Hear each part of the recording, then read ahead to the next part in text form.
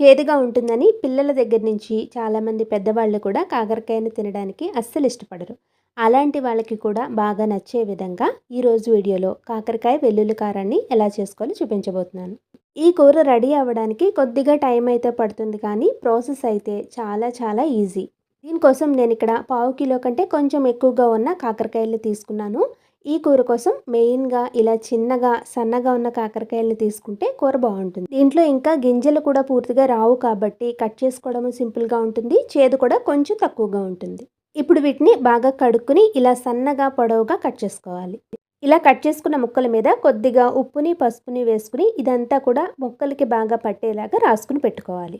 ఈలోగా మనం వెల్లుల్లి కారాన్ని రెడీ చేసుకుందాము. దీనికోసం మిక్సీ జార్లోకి మనం తినే కారానికి తగినట్లుగా ఎండుమిర్చిని తీసుకోవాలి. నేను ఇక్కడ 8 వరకు ఎండుమిర్చిని తీసుకున్నాను. కొద్దిగా జీలకర్రను కూడా వేసుకుని ఫస్ట్ దీన్ని గ్రైండ్ చేసుకున్న తర్వాత దీంట్లోకి వెల్లుల్లిపాయలు